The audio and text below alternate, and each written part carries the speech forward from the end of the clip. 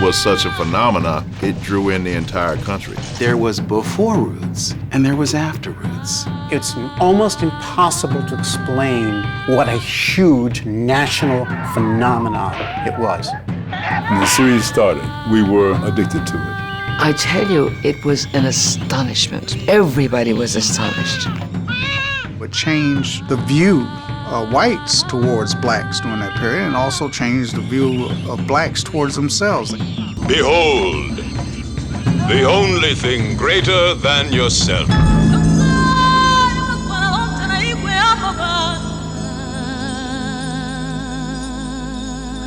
In order to understand the impact that Roots had when it aired, you have to put yourself in a 70s mindset. At that time, there was a great deal of positive racial communication. A lot of people becoming aware of the racial injustices that existed and exist and wanting to fix it. If you think about the history in America in the 1960s, a big part of that history had to do with the civil rights movement, the Black Power movement. The issue of race was a very prominent issue in the 60s, along with, the anti-Vietnam War protest. There were all these emerging social movements in America in the 60s. Civil rights was front and center in that regard.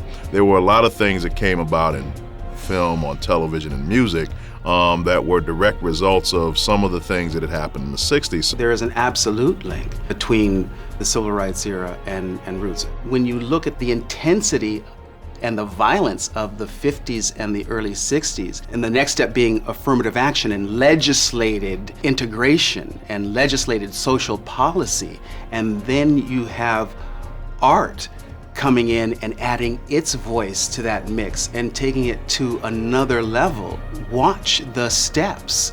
We arrived at the right moment in time with the right show, and that's why, one of the reasons people saw it. You put it on today, would it be the same thing? Maybe not.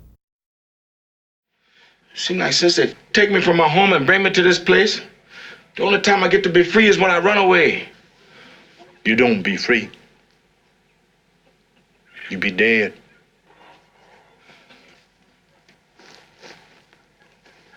Then I be free.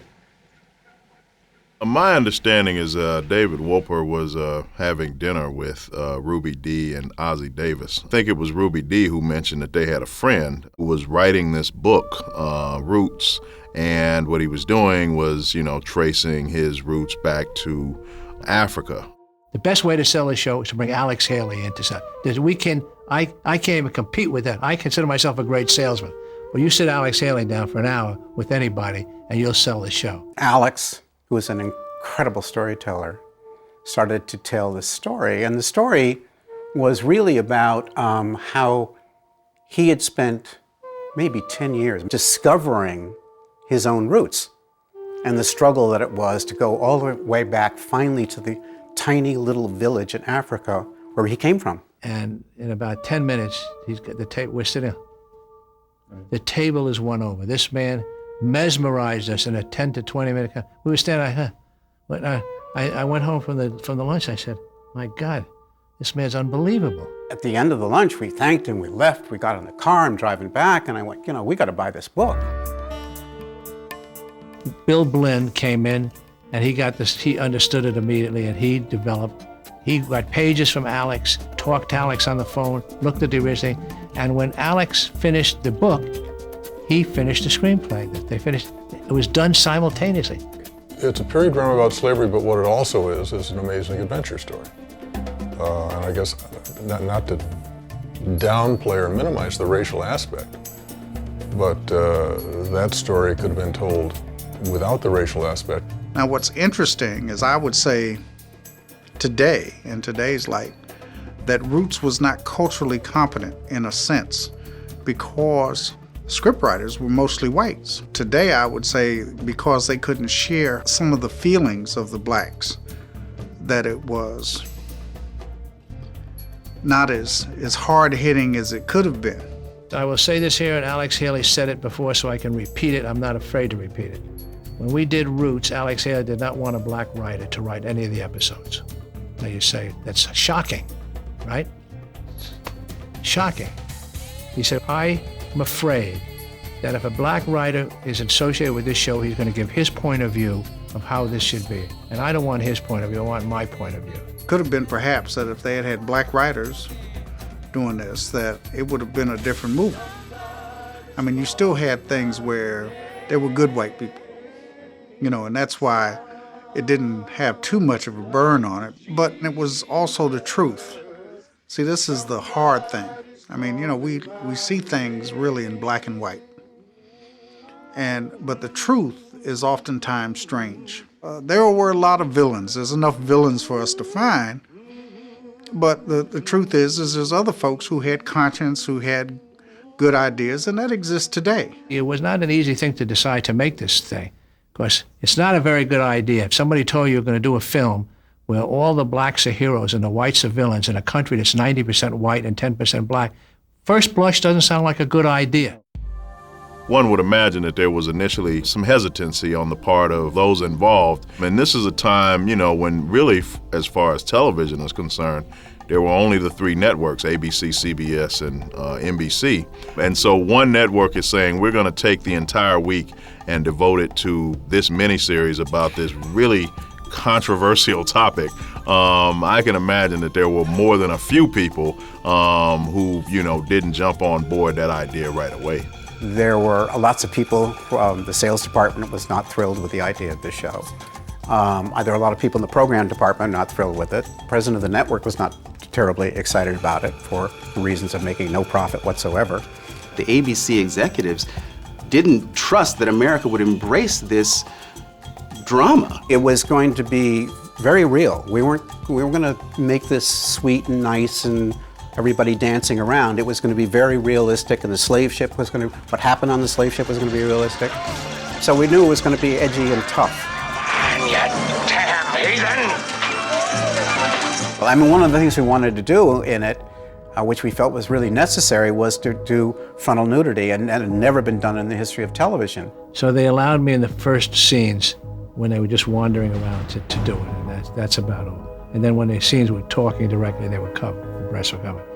And as far as the violence was concerned, I had complaint from the African American community intellectuals that the violence was too covered up and wasn't enough. At the end of the day, it was a television miniseries. It was not a history book. We hold history books, even historical documentaries, to higher standards. This was a miniseries shown during prime time on network television. So you would expect a certain amount of creative license, dramatic flair in that regard. It was mostly accurate, some cases maybe over the top, and in some cases, you know, maybe not assertive enough when it needed to be. Slavery was not pretty. There was nothing pretty about it. What's your name? Kunta.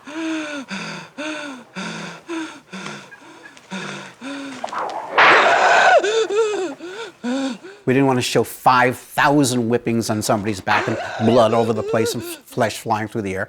Obviously, we didn't want to do that. But we wanted you to feel what it was like for a whipping. It wasn't just a cutaway, one whoosh, and we cut away.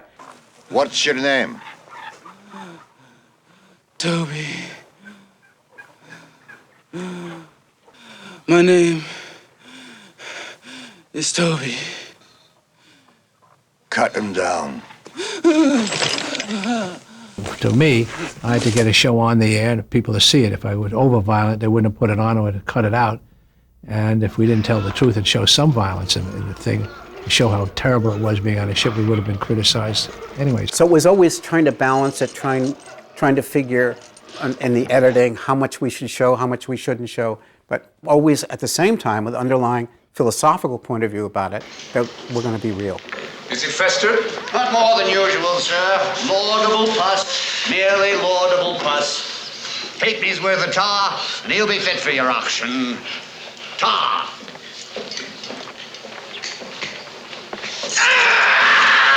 The other issue was, would people sit down to watch anything like that? Because it was volatile, and in the sense that it dealt with things that brought anger to people. You have to understand that the issue of slavery has always been a really, really difficult issue for people in America to reconcile. There's no way you cannot know the history of slavery, but we have turned it off. It's a bit like the Holocaust. It's a bit difficult to handle. It was a contradiction of the promise of America. And even if you didn't like black people, you had to understand that with the treatment of African Americans in America was a slap in the face at the basis of the Constitution. And it goes against all this lofty rhetoric of independence and freedom and democracy. I mean, it really makes a mockery of all that. We were all walking around with these wounds that were so unresolved, so unhealed, so raw. And in many instances, those wounds had been covered with scabs, and Roots had the effect of ripping those scabs off and exposing,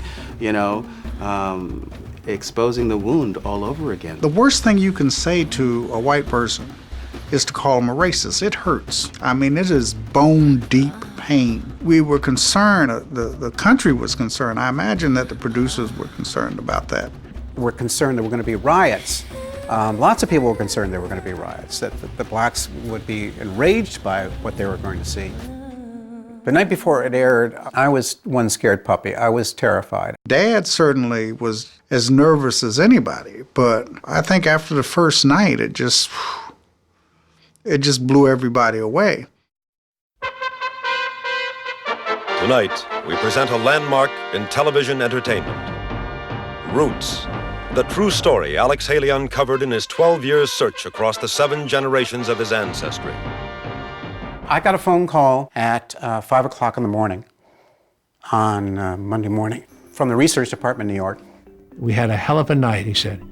We did a 49 share. I don't believe we did a 49 share.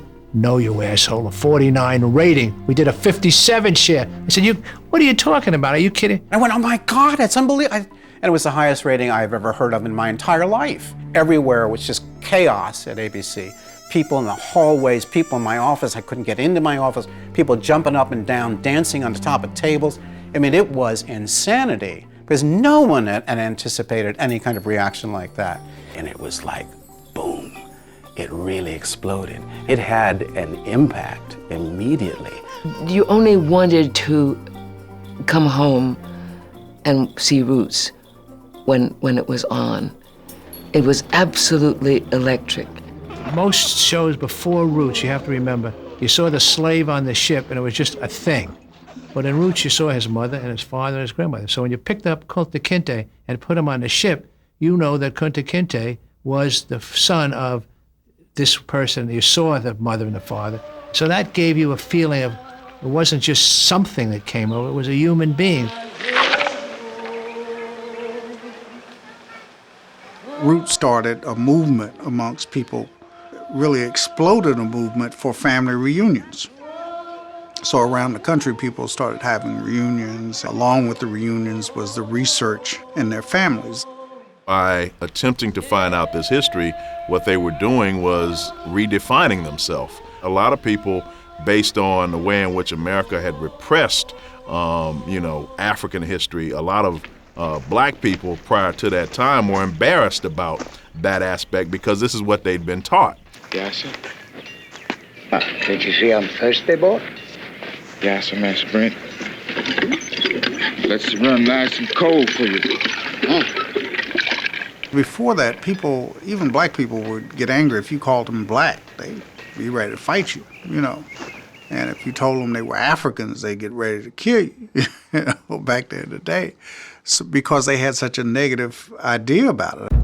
But here it is now, you see this on television in 1977, and I think all of a sudden, for some people, it became cool to have that connection to Africa because your American history was already problematic, but now you had a way of linking that to something bigger and broader. And I would suggest that 10 or 15 years later, when African American became the popular phrase as far as referring to black people, that Roots really set that in motion. Roots and race relations had a positive, in many cases, had a more positive view than it did a negative. It did cause discussion. A piece like Roots helps us to open up the locked doors, but there's something in us that demands to see, and did I do it? Am I responsible? What's my part in this? Alex made the first serious attempt to deal with it, the thing that has defined our country,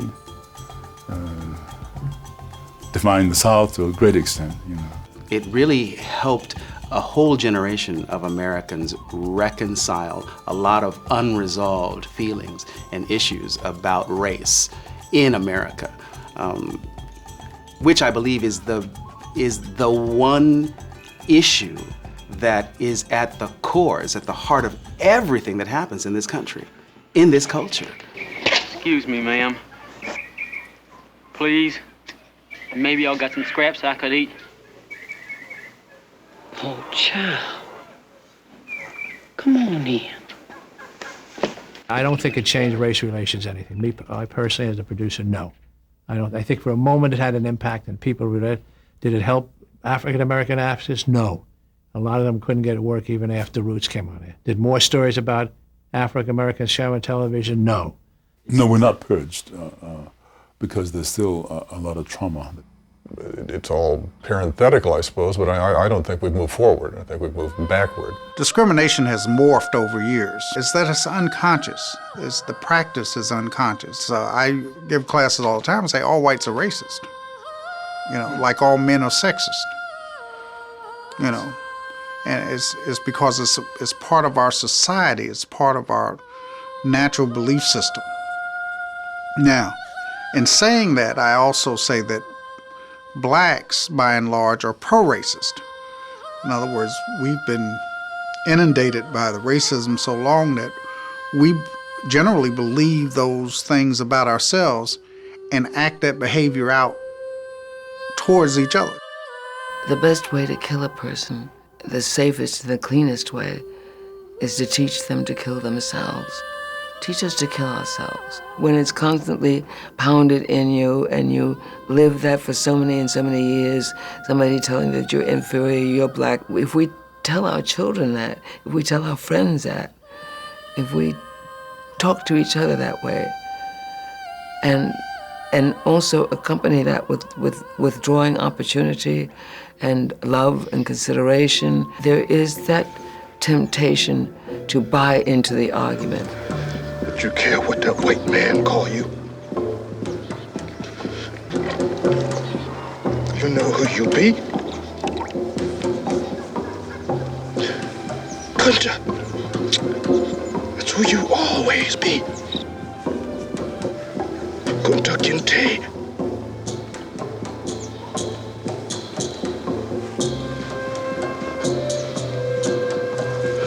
There's gonna be another day.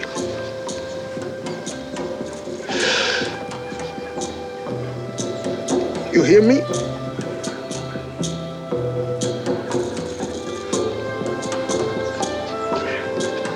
There's gonna be another day.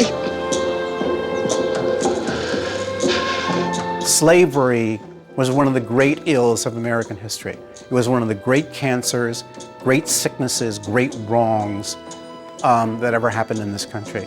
And what Roots did by showing slavery in a realistic way from the black point of view, not the white point of view, was for people to allow them to go through the information, they go through the experience and come out cleansed. It was over, it was done, it was finished. I think that Roots was really the beginning of an opportunity for healing the sins of 200 years ago, and because it put the truth out there. We see in a different way now.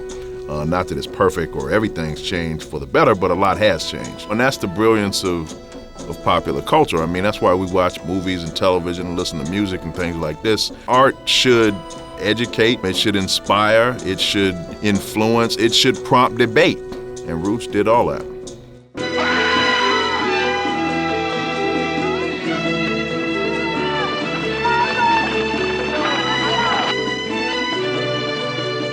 Free, O African, the flesh of your flesh has come to freedom. You is free at last. We is free.